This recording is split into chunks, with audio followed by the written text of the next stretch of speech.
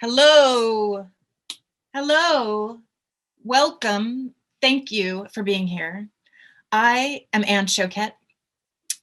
I am the founder of New Power Media. I am here as your host today of this amazing unmuted series that we are doing thanks to Project Entrepreneur in partnership with TheLi.st, which I really don't know if I have to tell the audience here what it is, but I will. It is a phenomenal group of high impact women in media, technology, and entrepreneurship who are devoted to helping each other achieve and succeed.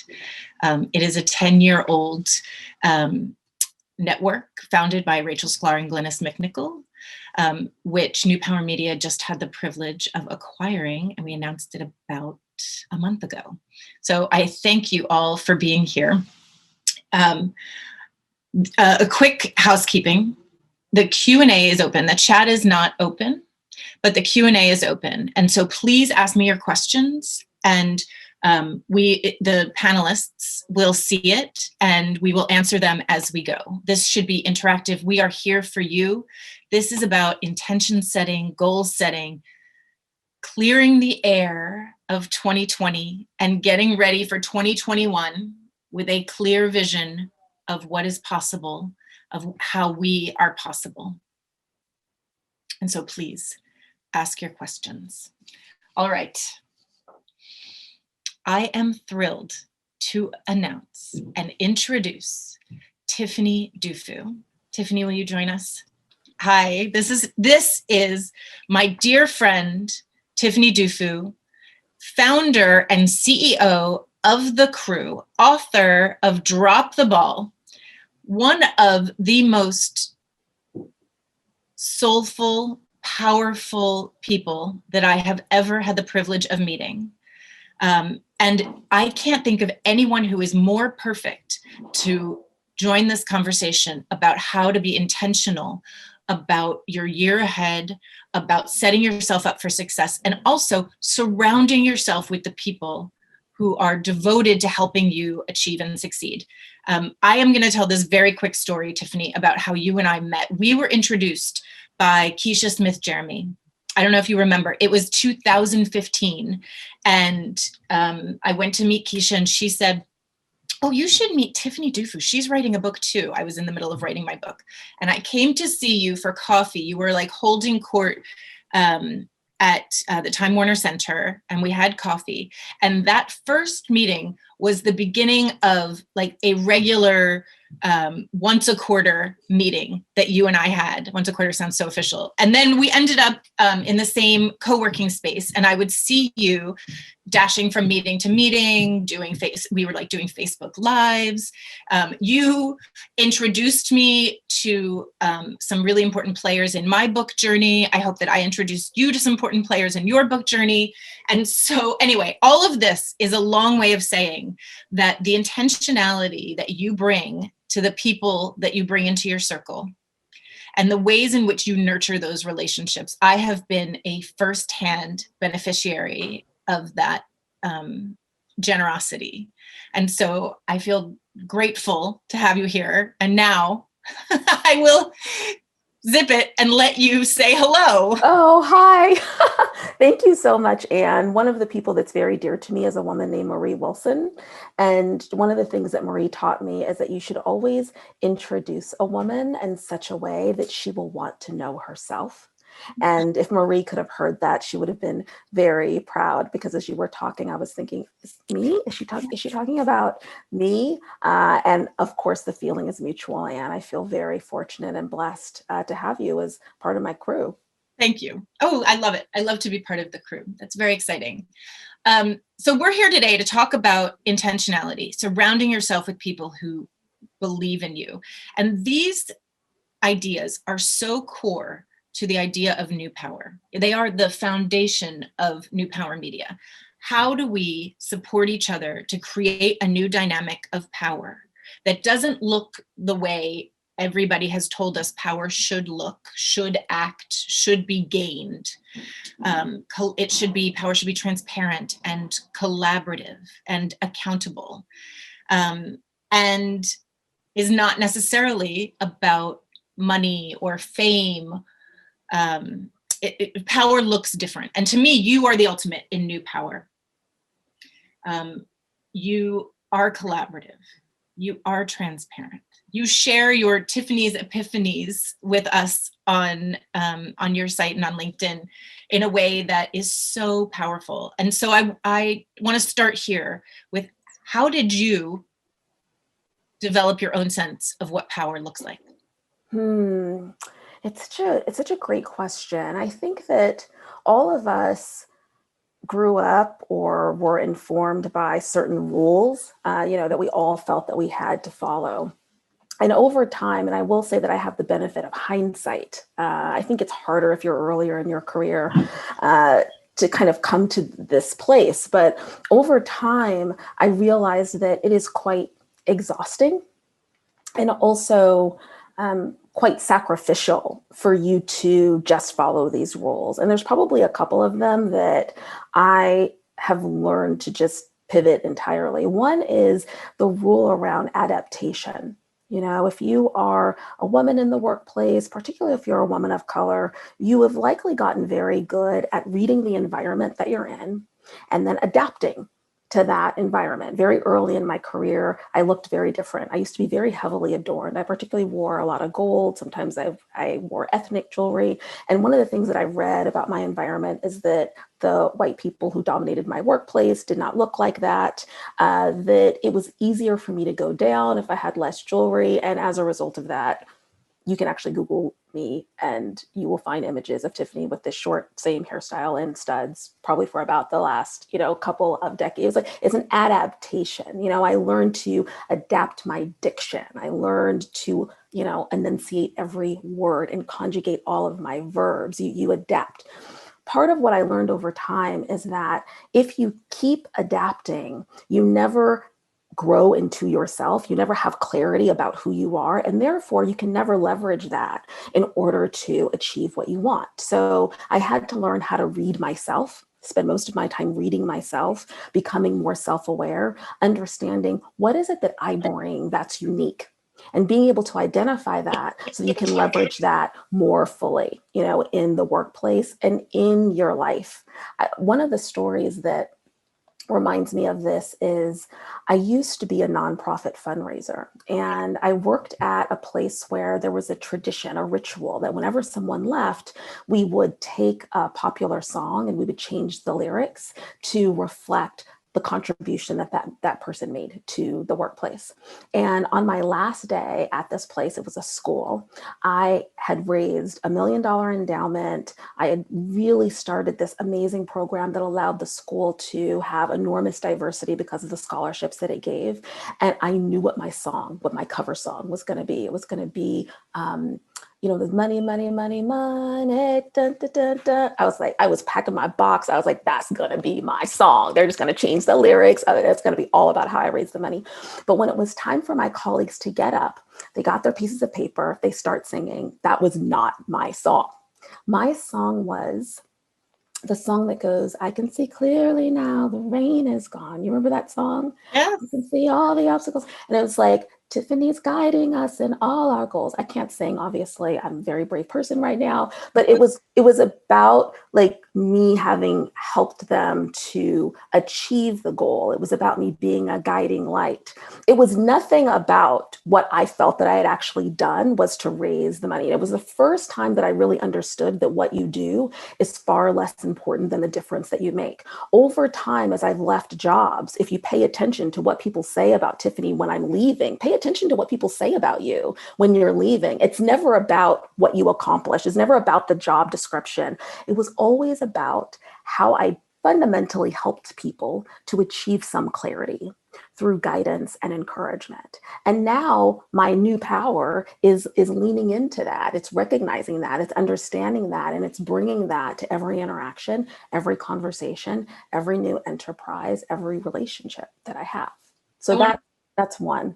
I want to say that again, and this is like the social media tweet, is that the things you do are not as important as the impact you make. Did I say it right? Yes, the thing that what you do is less important than the difference you make. That to me sets us up perfectly for planning ahead for 2021. Because after this year, in which we all felt at the very least stunted and stymied, mostly terrified and insecure and anxious and sad and depressed and lonely and isolated in the planning ahead for 2021, I feel like it's everybody's instinct to make a list of things to do, right? The restaurants you're going to go to, the friends that you're going to hug. But I love to think about this idea that we should start with the impact we want to make, or do we start there? Is that 2 steps down the line? Where do we start when we're making intentions? I always start at the very, very end. So that's part of just my strategy for life is I only really need to know at any point in time 2 things. I need to know ultimately where I'm headed. In my case, my life's work is advancing women and girls. That's pretty much why I'm on the planet. I already know what my tombstone says. My epitaph will read, she got to as many women as she could. And I'm just kind of project managing my life backwards from there. And I think it's very helpful. I don't say that because everyone's life's work should be advancing women and girls. I say that because life is simpler when you know why you're here to begin with. So I think that's helpful. I think it's also helpful to know what your immediate next steps are. So I know the product roadmap that I need to build for the crew. I know that I need to help my daughter with her study guide. I know that I need to do some holiday shopping because I still haven't gotten everything on everybody's list. Like I know what I'm doing in the short term. I know ultimately why I'm here. The rest, the middle, if I plan too heavily, is probably going to blow up in my face because there's this thing called life that gets in the way. So it's really, what is my highest and best use? This is a question that I ask around intention setting. What is your highest and best use, Tiffany, in realizing what matters most to you? So in the context of my career, certainly it's advancing women and girls. In the context of my marriage, it's really nurturing a healthy partnership. In the context of my kids, it's raising conscious global citizens. That's what matters most to me. And really, it's working backwards to, okay, well, if those things really matter, what should you be doing? You know, what power can you tap into? What do you do extraordinarily well with very little effort? Not because you're a prodigy, but because you've probably done it over and over and over again. What are the things that you can't delegate to anybody else because that would be callous or highly irresponsible? Those are the things that you can begin to focus on. But that's how I imagine my intentions for 2021. Where do I ultimately want to end up? What am I doing right at this moment? And what's my highest and best use in trying to get to what matters most to me? Highest and best use is a very high bar to set for things like wrapping presents and checking in on your kids' homework. And I have heard you say that before. And I also find myself mired in the details these days, right? That there's a lot of things in which our attention is being pulled in so many different directions. And so, is there a caveat to highest and best use to just get shit done? Is there, can we say that here in this group? Is there a 1 foot in front of the other, sometimes the only way out is through kind of caveat to some of the bigger, loftier ambitions about your road ahead? Well, that's exactly how I use my bigger, loftier ambitions, right? I use it as a mechanism to alleviate the guilt I might feel for dropping the ball on other things. So when I can't get to, I don't know, the Lego set, or I can't get to, oh, that's funny. Thank you, Anne.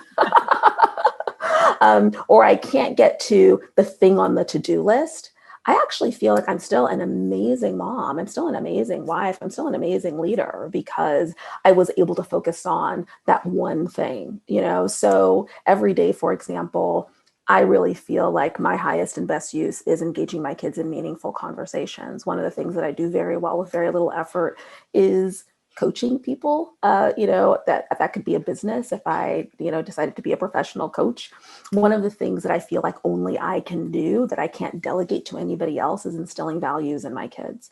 So I'm basically their coach. What kind of day did you create today? Who did you laugh with today?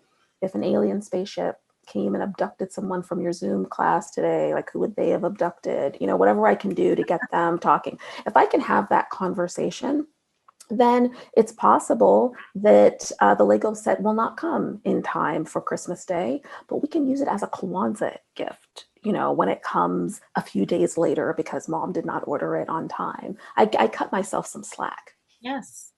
I want to zoom in on some entrepreneur skills that you have, because this is an audience, very many entrepreneurs balancing long-term goals, short-term goals, anxiety about the moment that we're living in.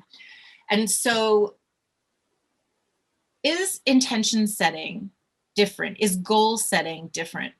Actually, I wonder if there's a difference, but is it different for entrepreneurs?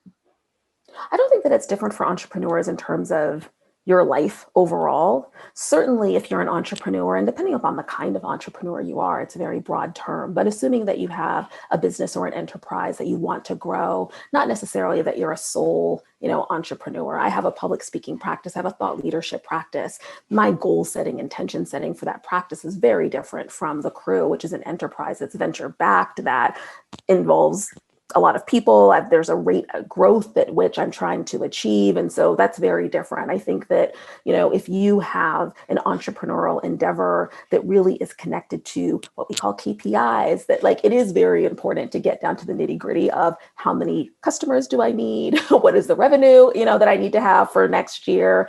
And what are the initiatives? What are the strategies that I need to employ and deploy in order to do that? And again, who's going to help me, whether it's my team or whether it's volunteer talent? Very early on, you may not necessarily have a team. I certainly did not have a team, when I first launched The Cru. But I think it's very important for you to be clear about what is that next milestone that you're trying to get to, and how are you going to get to that milestone? And even more importantly, who is going to help you get to that milestone? And if you don't already have those people in your life, how are you going to get to them in your life? So I do think that it's much more straightforward and brass tacks when it comes to how you're setting your priorities for 2021 and beyond, if you're an entrepreneur, for sure. So let's talk about the brass tacks and the people that you need to surround you with that are going to help you. Because I think there are different kinds of people for different purposes that you need to surround yourself with. How do you know what help you need? And then how do you figure out who's the right person to help you, or who are the right people? Yeah, I think that what kind of help you need when you basically hit a wall. If you're a seeker, especially if you're an entrepreneur, you're someone who is trying to grow and evolve. You're usually reading things. You're usually someone who's interested in talking to people who can support you, help you. If anything, you're interested in learning and understanding your consumer, or that's my bias. If you're not, I don't know why you're doing this. And so you usually can come across what it is that's required in order for you to be successful. And the challenge is when you realize, ooh, I don't have that. So for example, when I got to a point in my evolution of The Cru, which basically matches circles of women who collaborate to meet their life goals together. We had matched the first round of members in The Cru, but women kept applying to The Cru. This was in the fall of 2018. And it became clear that I don't have enough capital to continue to match women and to grow this company without going outside my network. I read enough articles. I started listening to this podcast on Gimlet called The Pitch, where real founders pitch to real venture capitalists. And very quickly I realized, Tiffany, this whole venture capital world is all about the introduction. It's going to be very difficult for you to raise this capital if you don't have access to venture capitalists. Do I not know a ton of venture capitalists? No. So that's how I knew who I needed, right? I need someone who has access to venture capitalists. I've done enough of my homework to know that it should probably be a guy. It's probably going to be a white guy. It would be great if I could get access to a person who does have some experience with being other. Maybe he's on the LGBTQ spectrum. Maybe he's Jewish. Maybe he was in the Peace Corps in Africa or something, but there's got to be something about him that he's going to want to take me on, and I'm not going to have to explain myself too much. And it would be great if this person had some time on their hands. So they can't be like an operator right now. I don't really want them to be a venture capitalist themselves, because it would be great if they could help me navigate that. Once you understand what you need and you have some kind of profile, I think the most important next step is to tell people what you need. So I would say in early 2019, once I figured this out, you would have thought I was looking for another husband. And people would ask me, so Tiffany, how can I help? By the way, people ask you all the time how they can help you. You usually say, you don't know, or thank you so much. You usually don't have a response. But at that time, I had a response, which was, I'm looking for this kind of person. Do you know who this person is? Most people would say no, but that was so specific that if I find that person, I'm definitely going to be able to connect you. But I did eventually come across someone who said, actually, I do know somebody like that. They're going to be at a dinner party. Would you like to come? And that's how I met Evan Cohen, who became a really important advisor and sponsor for me and started making those introductions. So that's a long-winded way of saying, if you do enough work, you'll definitely figure out what you need. Then it's a matter of you articulating that and voicing it and evangelizing it in such a way that you can get access to the people. This is assuming that, like me, you couldn't just pull out your Rolodex. Well, I think that's right. I mean, I'm sitting here imagining, first of all, the exercise of coming up with, okay, this is what I need. Here's the person who can help me find it. Now I need to magically manifest this person through the people I already know. Yeah. And all of that sounds, it sounds like a lot. It sounds hard to do. And especially now that we're all kind of trapped in our apartments, in our homes, on Zoom. So is there a key towards surrounding yourself with the people who will support you in this new Zoom all the time world? I don't know any other way of getting support from people other than asking for support. I think what's hard about it, to be quite frank, is that most of us don't feel enough worthiness that we feel that we can make the ask. We think that in order for someone to help me, I either need to have some deep relationship with the person, or I need to have something of value that I can offer or extend to this person in order to incentivize them to help me. If you're a person like Tiffany, who is the product of people helping you over and over and over again, you understand two things. Number one, people like helping other people. People like it when you're clear about how they can help you. One, you make it easy for them. Number two, the more that someone helps you, the more they're invested in you and your success. And number three, you learn that constantly over and over again, you don't have all the answers. It is not possible for you to sit in your, what sometimes is my bedroom, sometimes is my studio, sometimes is my workout gym, and come up with all of the answers yourself. But see, I'm the beneficiary of lots of people investing in Tiffany. So it never occurs to me that I'm supposed to have the answers. I think that's the challenge, is that we just find it seems, what I just described seems daunting, because you would have to ask for help over and over and over and over and over again. And it's just like any muscle that you flex. The more that you flex it, the more you realize, first of all, it gets easier, but also people really appreciate it. People really value it. You enjoy helping people. It makes you feel amazing. And that's specific to if you have a goal that you truly cannot accomplish, like raising a round of venture capital when you don't have access to the network. There are other goals that I get support and help from watching YouTube videos. I don't have to ask, someone, but a lot of what I've been able to accomplish, in part because I've switched industries a lot. I've had one overarching purpose, which is to advance women and girls, but I had to completely learn the publishing industry when I wanted to write a book and launch a book. I had to completely understand the technology industry when I started, at Leva, which was a startup for women, millennials, to help them elevate their careers. I had to figure out how do you raise venture capital when I want to, like everything that I've done, I have to learn it. And so I think it's better to just find the people who have been there, done that, and get the help that you need. That's amazing. I want to circle back to something you said that was so powerful to me, was feeling worthy. And I've got like 5 other questions that I want to dig into. But I think that when we're setting intentions, when we're setting goals, this idea of feeling worth your dreams is a really elusive feeling. It's not something everybody has. Very often I hear people dismiss and diminish their goals and their dreams, like, oh, that'll never happen. Oh, ha, ha, ha, that's such a fantasy. And that feeling that you are worthy of someone else's time and attention and help, is that something that you feel with the women of the crew, that you have to overcome with them, or that you have to address head on, that you say the goals you want to achieve are achievable, are yours? Is there something that you have to get people over that hump in the beginning? It depends. I think people have a different framework. They come at worthiness in different ways. For me, it's also tied to responsibility. Okay. I'm a woman, but I'm also a woman of color. I'm specifically an African-American woman. I'm here as the result of people who have poured themselves into me, who have sacrificed a great deal. The price of my success has already been paid for. And it was already paid for through the unpaid labor of other people's sweat and blood and tears and the flesh that flew off of their backs. I don't really have anything to prove.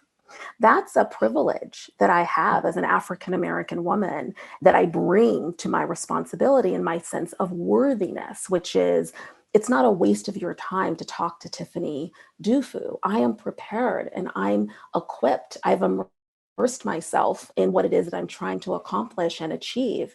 And the universe is bigger than this one interaction. It is true that maybe you're a big VC and you have access to a lot of capital, right? And I don't have access to that.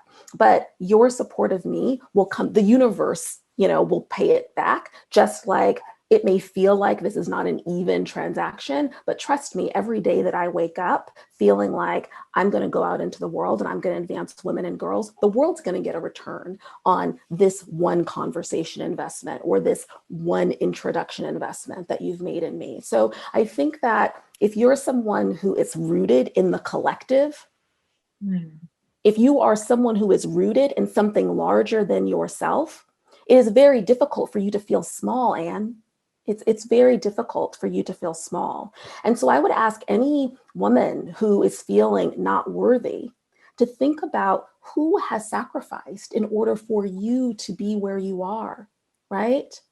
When you wake up, like, whose investment are you ensuring that the world is going to get a return on? And I think that's a very helpful way for someone who is mired in, ooh, I may not have enough, to understand that there are people before you who I'm sure felt they didn't have enough.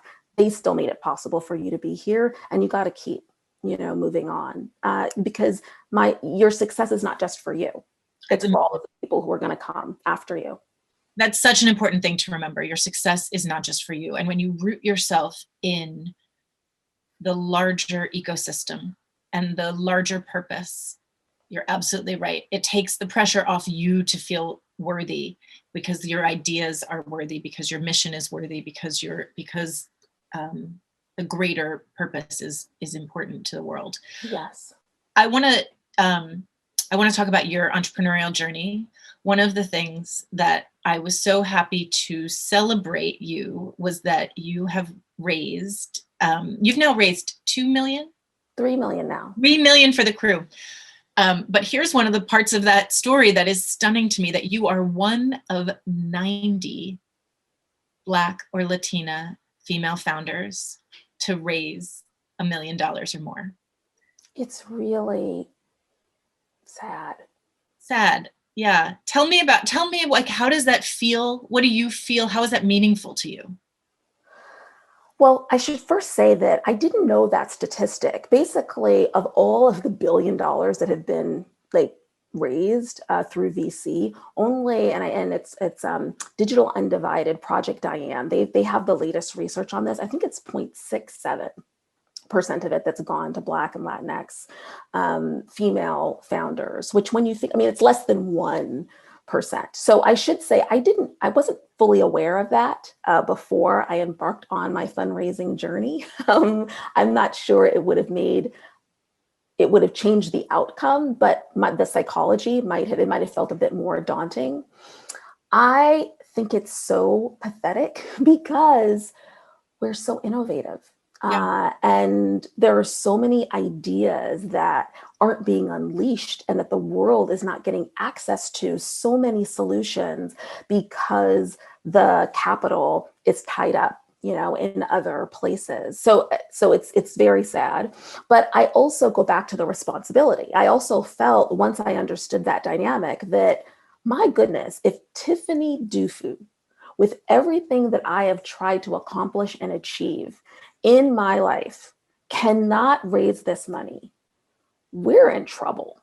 Like we're in trouble. And so once I understood it, it really became a motivator for me. It also became part of the reason why I'm talking to you right now, which is that if there's anything that I can do to support, if there are any introductions that I can make, which I make introductions, if there's any insight that I can provide to support other female founders, and particularly women of color, to access the capital, I obviously want to do that. I heard you on your podcast with Arlen Hamilton today. I was listening to that podcast, and Arlen is a good friend of Project Entrepreneur. And you talked about rejection in your raise, right? All the times you heard no, particularly all the times you heard no from white men. And so I want to hear about rejection, because I think this is a crew here on this call that hears no a lot, and we'll hear no a lot as we're setting big intentions for the year ahead. But talk about, how did you center yourself, move past it? I actually want to say, I've never, in all the years I've known you, I have never seen you head in your hands, freaked out, upset, it's all over, I want to be done. I've never seen you. And I know there were a couple of times where I was like, how's Tiffany doing today? And you would always say, I'm going to think about that. Or, I always know that if it's like a big emotion, you're like, but I want to hear what's happening on the inside to you when you hear that rejection. Yes. Fundraising is I should say that I didn't prepare myself for the rejection, because I thought I had a lot of rejection resiliency. Very early in my career, I spent time trying to raise money to make sure I could afford my tuition as a telemarketer. And so I've had experiences in my life in which I've gotten a lot of rejection and thought, I'm really strong and I can do this. But there is nothing like the rejection of raising capital as an entrepreneur. For this last round, we raised 2 million. I raised 1 million for the first round, 2 million for the second round this summer. It was at the top of COVID.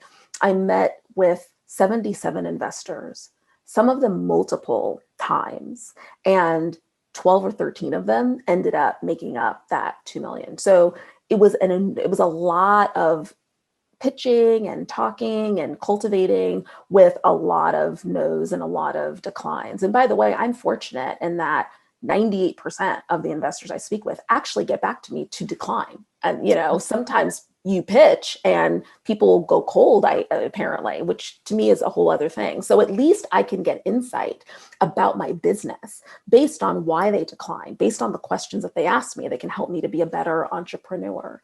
So now I prepare myself. I recognize how tough it is. I think it's really important that, one, you get the feedback and then you put it aside. So I don't spend a lot of time during the actual fundraising process on reading a lot of the feedback and what people put in their emails. I save that for the very end.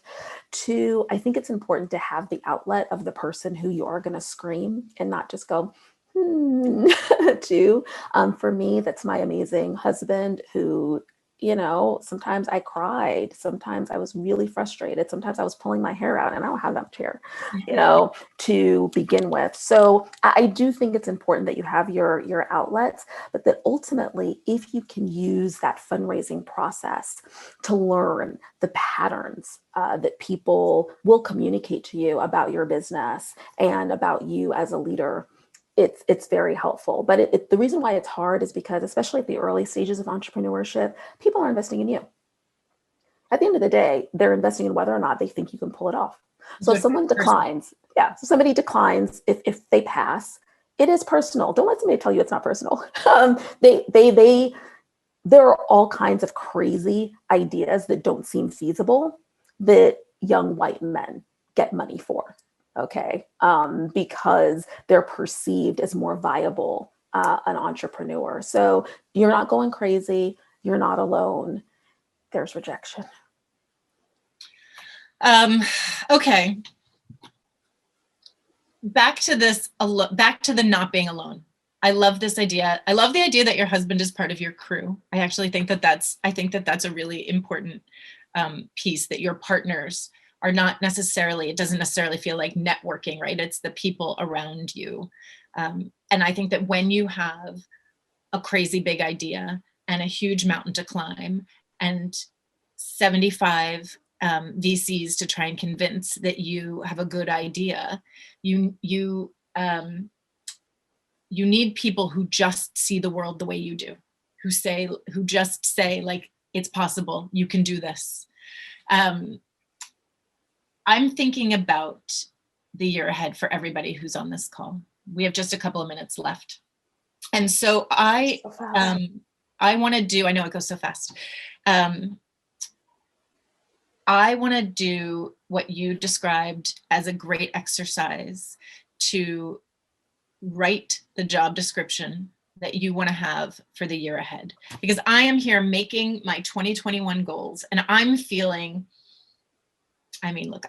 completely overwhelmed by the road ahead of me, but I'm also feeling mired in, what are the first quarter goals? What are we going to do in the second quarter? Who's got budget for the third quarter? How are we going to make that happen? When do those RFPs have to go out? And so, personally, because, I'm here as the guinea pig and the conduit for the audience, I want to leave this call nuts and bolts, an exercise in my hand for everybody that is going to help us set the goals, get clarity about where we want to be and how we're going to get there. No pressure. All the pressure. Well, the exercise for me, all of this involves really reimagining your expectations of yourself, which I can assure you, if you are feeling overwhelmed, are likely way beyond what is probably humanly possible, which is why you feel overwhelmed, like you can't do it. It's because you can't.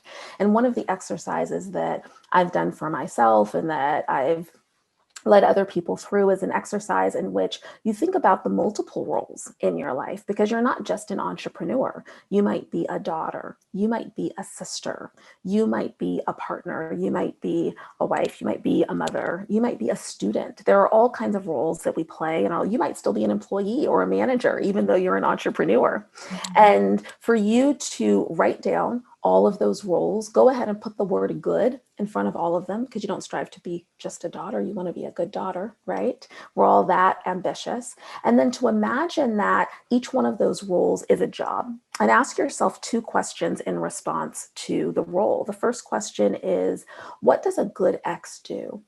What does a good entrepreneur do? What does a good mom do? What does a good student do?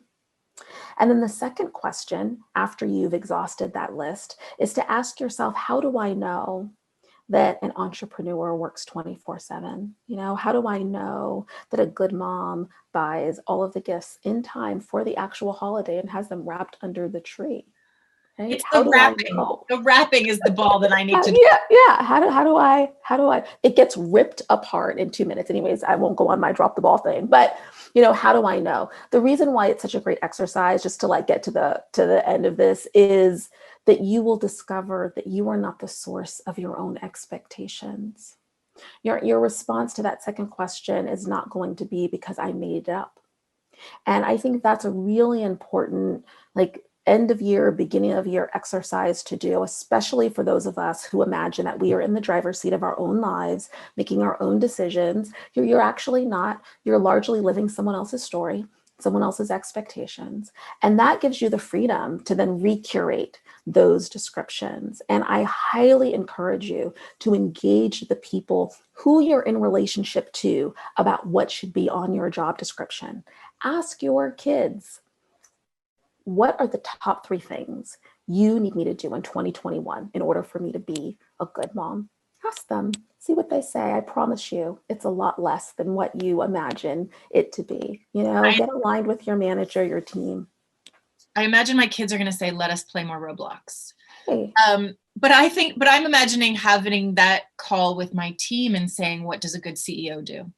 And I can think how that could be a really powerful conversation that is goal setting for everyone, because then you're accountable to that. You're accountable to that team, and you're achieving what they have asked you to achieve. I love that. I love that. I am writing my job descriptions. I love the idea of taking a really strategic approach to these big, complicated questions. Somebody just asked, can there be a virtual 2021 planner session? Do you keep a planner? Do you keep a notebook, and do you bullet journal? I do. So at thecru.com, I'm not an actual member of the Cru, but we have a portal where you upload your intentions. That's actually what we call goals in the Cru, for a very specific reason, along with your actions against them. And there's a reflection section. So I've uploaded my intentions for this year. 2 of them I already nailed, one of which was to raise the capital for the Cru. I still have some health goals that I'm trying to achieve in the next, 10, 12 days, whatever we have left. And then I do write usually my reflections from the content that I consume. I'm one of those seeker people. I'm like one of those annoying people that like reads books and goes to like Oprah Winfrey's Live Your Best Life tour and like listens to Brene Brown's podcast. And so I'm constantly taking the content that I'm consuming that's giving me insights about how I want to be better and grow, and I'm putting them into the portal at thecru.com for sure. So let's tell everybody how they can reach you. Should we go to at the Cru? Should we go to thecru.com?